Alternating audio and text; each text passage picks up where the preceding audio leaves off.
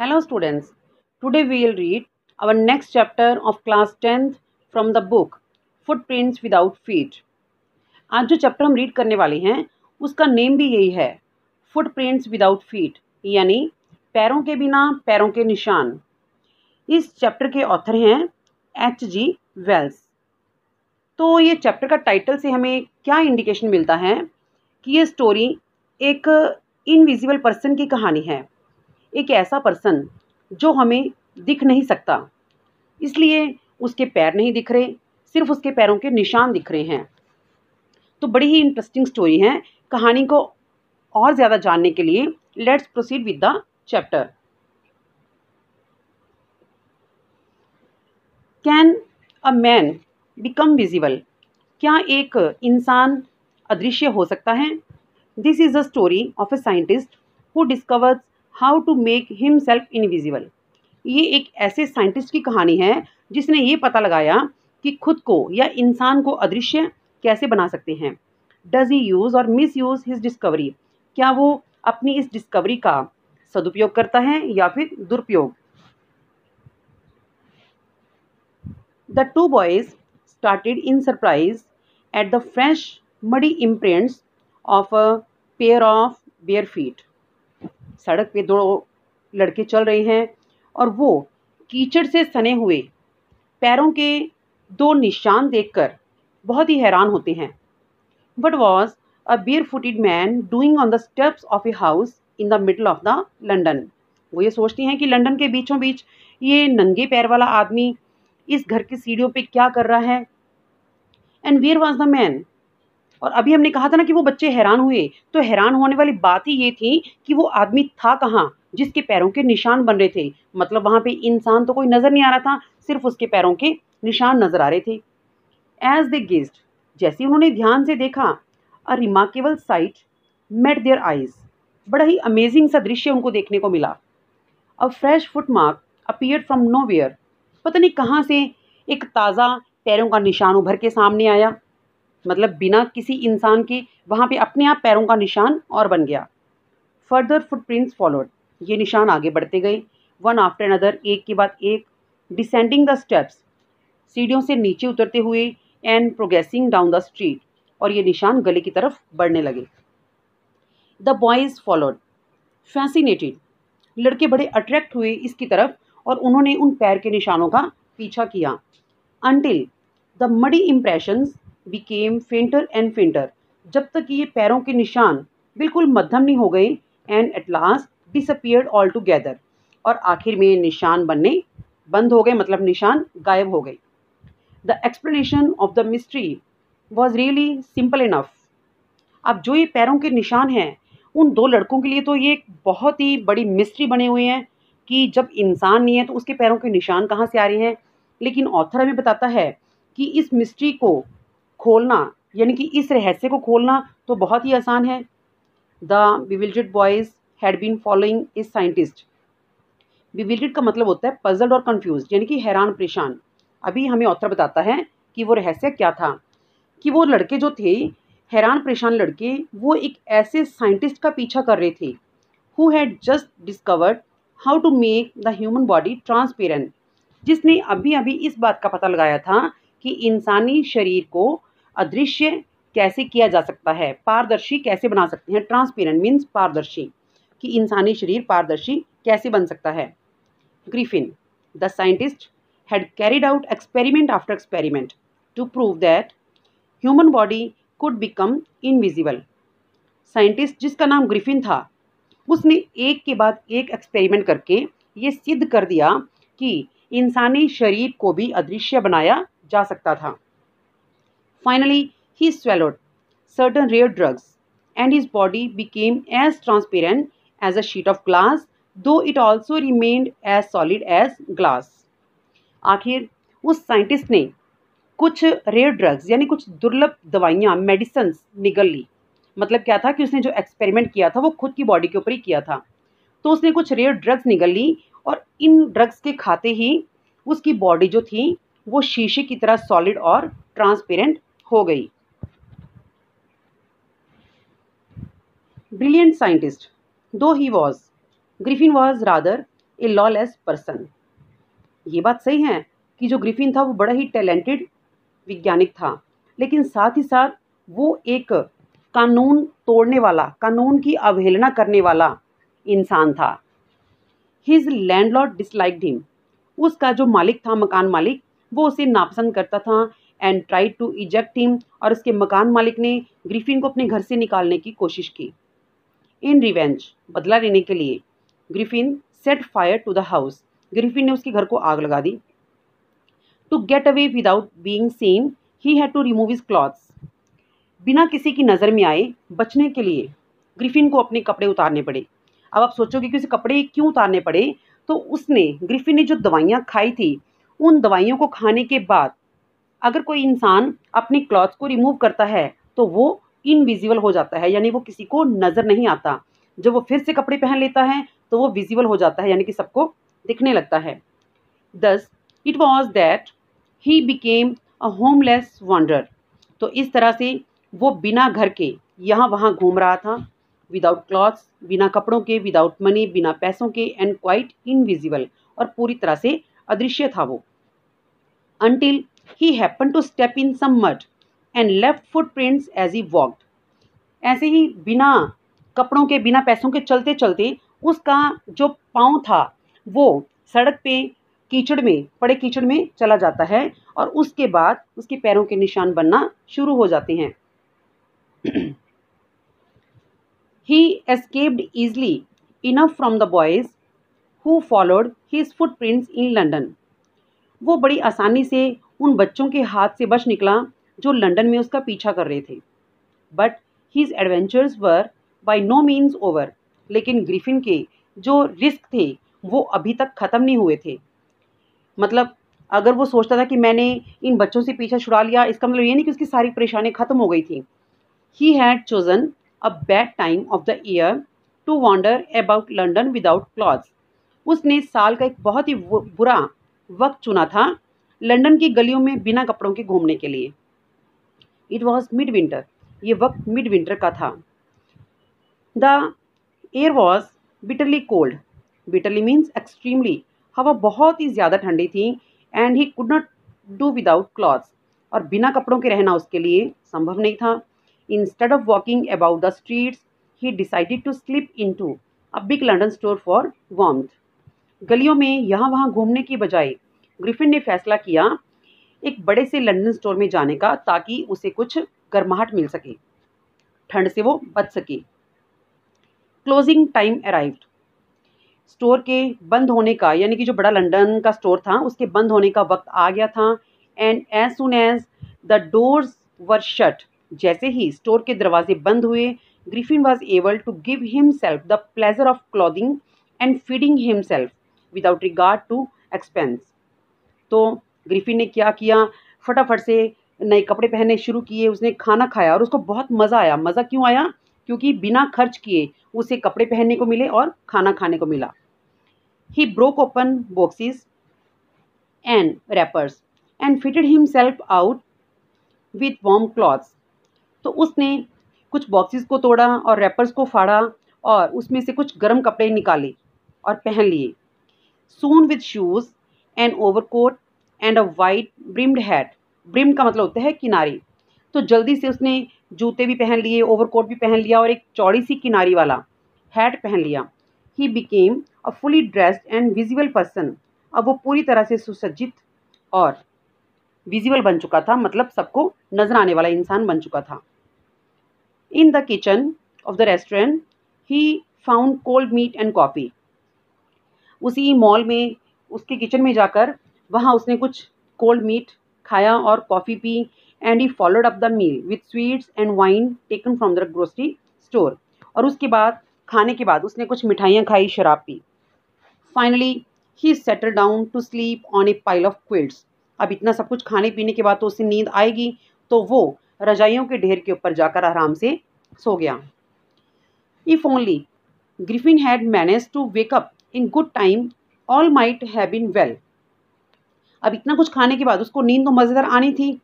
तो ऑथर क्या बोलता है कि सुबह अगर ग्रिफिन वक्त रहते उठ जाता, मतलब सही टाइम पे जाग जाता, तो उसके लिए सब कुछ ठीक रहता। As it was, he did not wake up until the assistants were already arriving next morning. लेकिन ग्रिफिन की अपने आप आंख नहीं खुली, तो वो तब तक नहीं उठा जब तक कि जो स्टोर के असिस्टेंट थे, यानी कि वहाँ पे काम करने वाले जो वर्कर्स थे, वो नहीं आए. When he saw a couple of them approaching, he panicked and began to run. जैसे ही ग्रिफिन ने दो वर्कर्स को अपनी ओर आते हुए देखा तो वो डर गया और डर के मारे उसने भागना शुरू कर दिया. दे नेचुरली गेव चेस.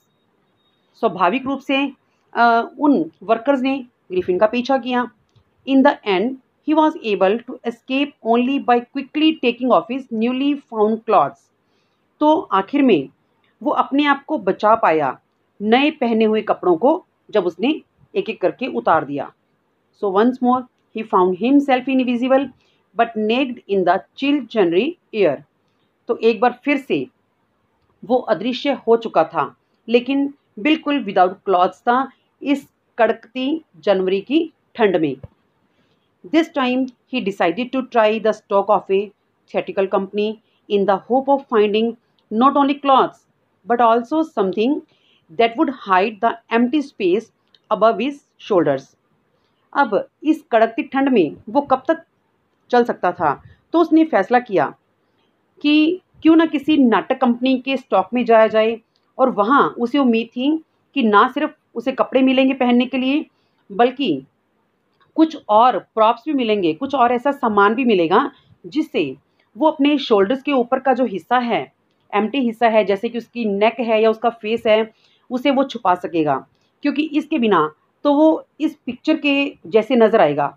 जैसे कि आप देख सकते हो इस पिक्चर में उसने ओवरकोट पहन रखा है और सर के ऊपर हैट है, लेकिन उसका बीच वाला जो चेहरे वाला हिस्सा है वो खाली पड़ा है.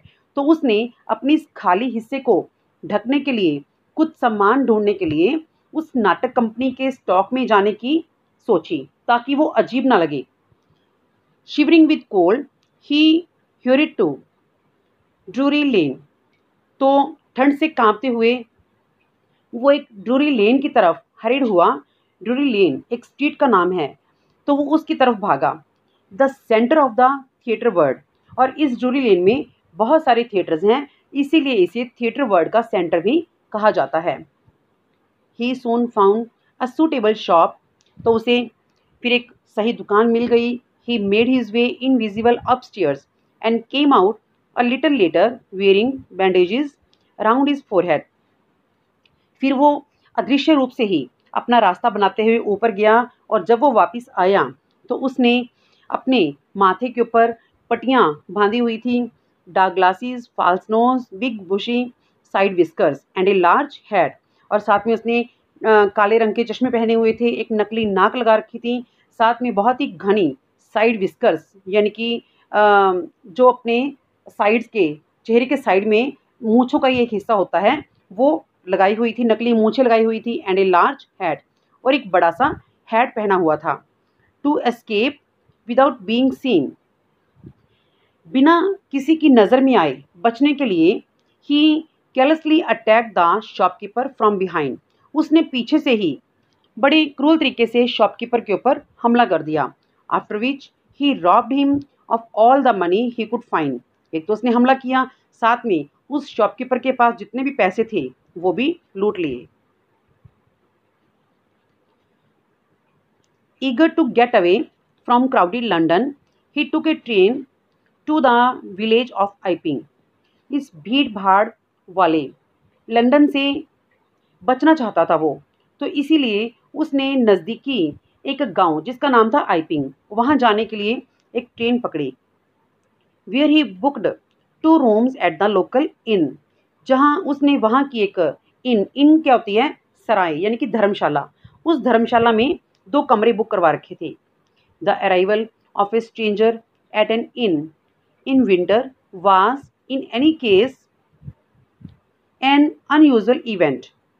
तो ऐसे सर्दी के मौसम में किसी स्ट्रेंजर का आना, धर्मशाला में किसी स्ट्रेंजर का आना एक बड़ी ही असाधारण सी घटना थी.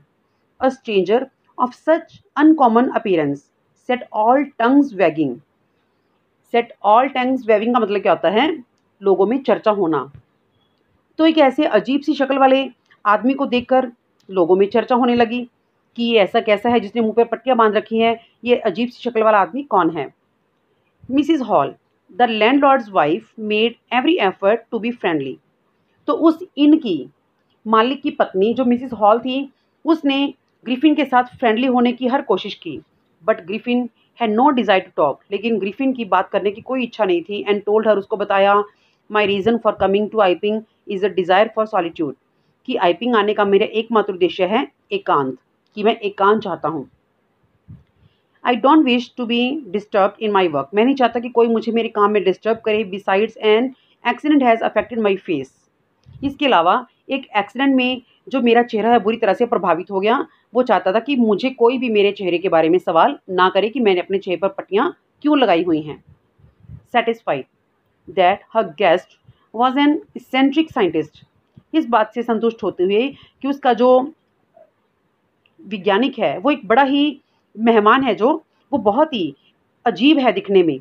And in view of the fact that he had paid her in advance, और साथ में ये भी सच था कि उस साइंटिस्ट ने अपना सारा जो किराया था वो एडवांस में दे दिया था।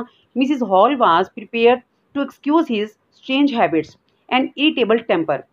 तो मिसिज हॉल उसके चिड़चिड़े स्वभाव को और उसकी अजीब आदतों को माफ़ करने के लिए तैयार हो गई थी। But the stolen money didn't last long, लेकिन चुराए हुए पैसे कब तक चलते। ग्रिफिन ने उस थेटिकल कंपनी के स्टॉक से शॉपकीपर को अटैक करके जो पैसे चुराए थे, आखिर वो पैसे कब तक चलते। And presently Griffin had to admit that he had no more ready cash, आखिर में ग्रिफिन को ये बात माननी पड़ी कि अब उसके पास जो कैश है, जो नकदी है, वो ख़त्म हो चुकी है।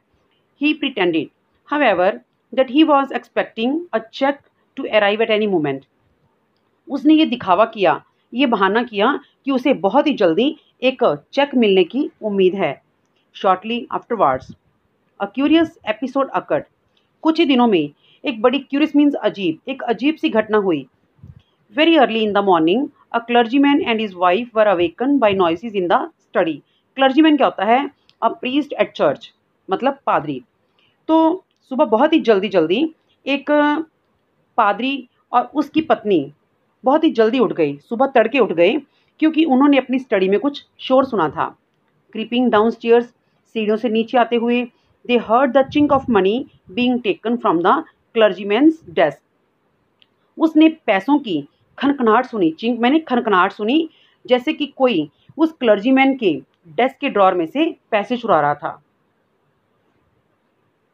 Without making any noise and with a poker, poker क्या होता है?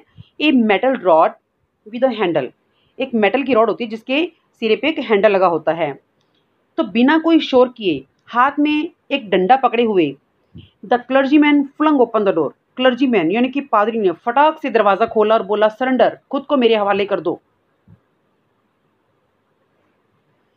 Then to his amazement he realize that the room appear to be empty, उसके हैरानी का कोई ठिकाना न रहा जब उस पादरी ने देखा कि कमरा तो बिल्कुल एम्प्टी है, बिल्कुल खाली है। He and his wife looked under the desk, उसने और उसकी पत्नी ने डेस्क के नीचे देखा, एंड बिहाइंड द कर्टन्स, पर्दों के पीछे देखा, and even up the chimney, यहाँ तक कि धुआं निकालने वाली चिमनी में भी झांका। There wasn't a sign of anybody, लेकिन वहाँ तो कोई नहीं दिखा। Yet the desk had been open, फिर भी जो डेस्क का ड्रॉर था वो तो खुला ही पड़ा था। And the house keeping money was missing, house keeping money कौन सी होती है? घर खर्च के लिए जो पैसे रखे जाते हैं वो तो गायब थे। एक्स्ट्रा ऑर्डिनरी अफेयर, बड़ा ही अजीब सा मामला है। The clergyman kept saying for the rest of the day, वो क्लर्जीमैन पूरा दिन यही बात करता रहा। But it was not as extraordinary as the behaviour of Mrs Hall's furniture a little later that morning, जो ये घटना है वो इतनी असाधारण घटना नहीं थी जितनी असाधारण घटना तब हुई जब मिसिज हॉल के कमरे में रखा हुआ जो फर्नीचर था वो बड़ी अजीब सी हरकतें कर रहा था। यानी कि फर्नीचर तो नॉन लिविंग होता है, तो नॉन लिविंग फर्नीचर ने भी हरकतें करना शुरू कर दिया। तो ये और भी ज़्यादा अजीब बात थी। The landlord and his wife were up very early, landlord और उसकी पत्नी दोनों बहुत जल्दी उठ गए थे। And were surprise to see the scientist door wide open, और वो बड़े हैरान हुए जब उन्होंने देखा कि साइंटिस्ट का दरवाज़ा तो एकदम से खुला पड़ा है। अब साइंटिस्ट का दरवाज़ा जब खुला पड़ा था तो वो हैरान क्यों हुए? Usually it was shut and locked. आमतौर पे ये दरवाज़ा बंद रहता था और लॉक रहता था। And he was furious if any one entered his room. और उसे बहुत ही गुस्सा आता था अगर कोई उसके कमरे में दाखिल हो जाता। The opportunity seem too good to be missed.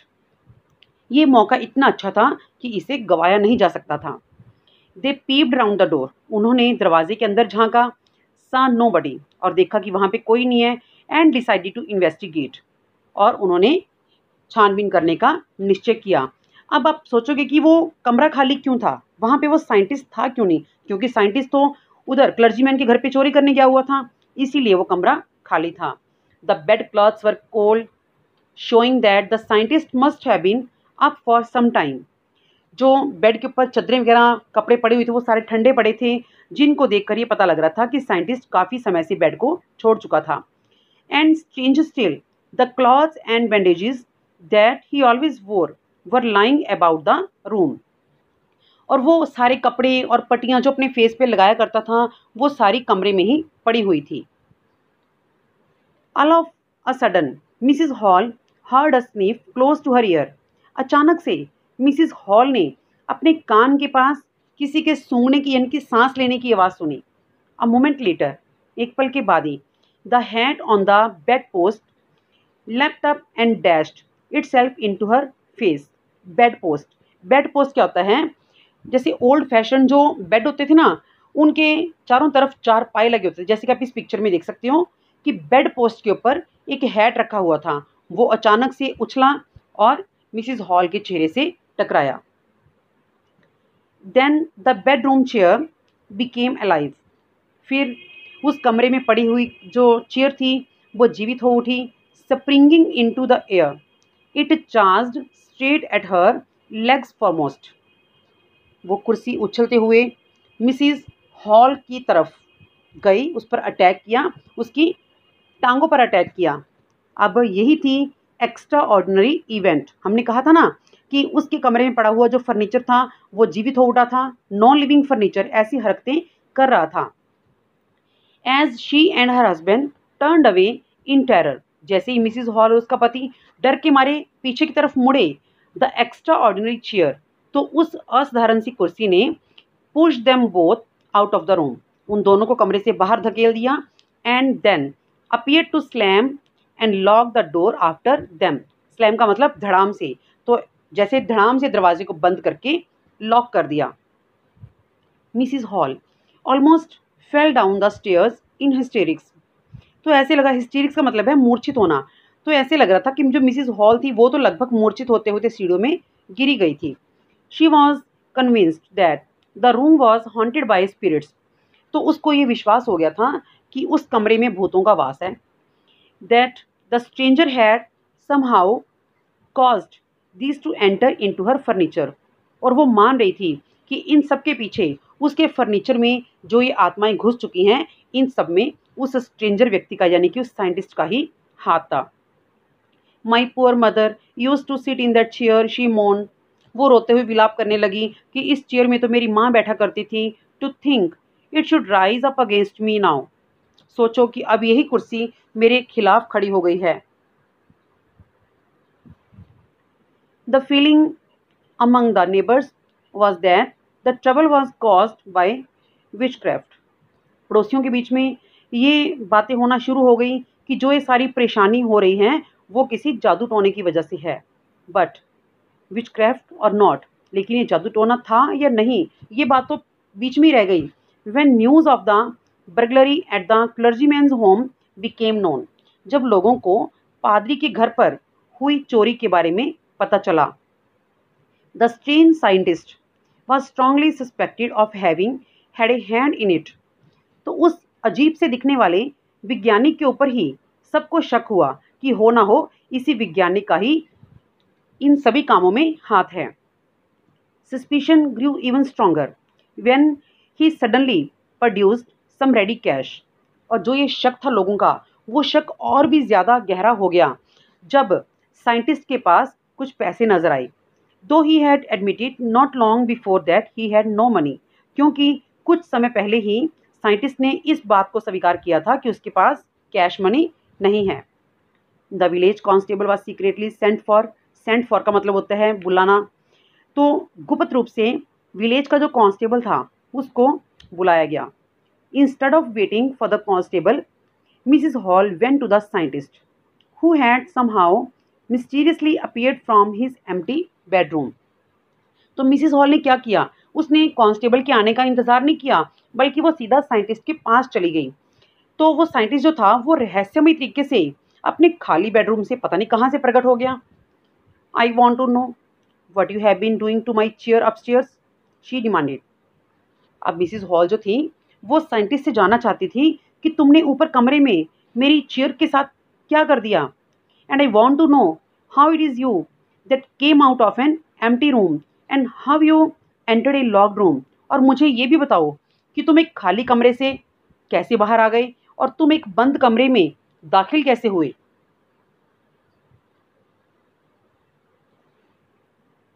The scientist was always quick tempered. जो ये साइंटिस्ट ग्रिफिन था वो एक क्विक टेम्पर इंसान था, मतलब बहुत जल्दी अपना आपा खो बैठता था, उसे बहुत जल्दी गुस्सा आता था। नाउ ही बिकेम फ्यूरियस, अब भी उसे गुस्सा आ गया। यू डोंट अंडरस्टैंड हु और what I am, he shouted. वो चिल्लाते हुए बोला, तुम नहीं जानती कि मैं कौन हूँ और मैं क्या हूँ। Very well, I will show you. अच्छा तो अब मैं तुम्हें दिखाता हूँ कि मैं कौन हूँ। Suddenly he threw off bandages, whiskers, spectacles and even nose. और अचानक ही उसने अपने मुंह पर बंधी हुई पट्टियां, विस्कर्स, चश्मे और नकली नाक सब कुछ उतारकर फेंक दिया। It took him only a minute to do this. उसे ये सब कुछ करने में 1 मिनट का वक्त लगा। The horrified people in the bar found themselves staring at a headless man. Bar में बैठे हुए लोग डर गए थे एक बिना सर वाले आदमी को देखकर। Mister Jeffers the constable now arrived. The constable जिसका नाम था मिस्टर जेफर्स वो भी वहां पहुंच चुका था and was quite surprise to find that he had to arrest a man without a head. और वो ये देखकर बहुत हैरान हुआ कि उसे एक बिना सर वाले आदमी को गिरफ्तार करना है। But Jeffers was not easily prevented from doing his duty. लेकिन जेफर को अपनी ड्यूटी करने से रोकना इतना आसान नहीं था। If a magistrate's warrant order a person's arrest, then that person had to be arrested with or without his head. तो जेफर का मानना था कि अगर मैजिस्ट्रेट ने किसी पर्सन को गिरफ्तार करने के लिए वारंट दिया है तो उस पर्सन को गिरफ्तार करना ही पड़ेगा, उसका सिर हो या ना हो। There followed a remarkable scene as the policeman tried to get hold of a man who was becoming more and more invisible as he threw off one garment after another. तो यहाँ पे एक बड़ा ही अमेजिंग सा scene create हो गया जब पुलिसमैन उस आदमी को पकड़ने की कोशिश कर रहा था जो एक के बाद एक अपने कपड़े उतारकर फेंक रहा था और भी ज्यादा अदृश्य होता जा रहा था। Finally a shirt flu into the air. आखिर में एक शर्ट हवा में उड़ी and the constable found himself struggling with someone he couldn't see. तो कांस्टेबल ने पाया कि मैं एक ऐसे आदमी के साथ स्ट्रगल कर रहा हूँ, संघर्ष कर रहा हूँ जिसे कि मैं देख ही नहीं पा रहा हूँ एट ऑल। बिल्कुल भी नहीं देख पा रहा था वो उसको। Some people tried to help him but found themselves hit by blows that seem to come from nowhere. जब कुछ लोगों ने कांस्टेबल की हेल्प करने की कोशिश की तो उन पर मुक्कों और घूंसों के प्रहार होने लगे, पता नहीं किस तरफ से आ रहे थे वो मुक्के और घूंसे। In the end Jeffers was knocked unconscious as he made a last attempt to hold on to the unseen scientist. आखिर में साइंटिस्ट के द्वारा किए हुए घूंसों और मुक्कों के प्रहार से वो जेफर जो कांस्टेबल था वो बेहोश होकर गिर गया। जैसे ही इस कांस्टेबल ने उस बिना दिखने वाले यानी कि अदृश्य साइंटिस्ट को पकड़ने के लिए अपना आखिरी प्रयत्न किया। There were nervous excited cries of hold him. यहाँ पर जो परेशान लोग थे और उत्तेजित लोग थे वो चिल्ला रहे थे, होल्ड हिम, पकड़ो उसे, जाने मत दो। But this was easier said than done. लेकिन ये कहना बहुत आसान था जबकि करना मुश्किल था। Griffin had shaken himself free.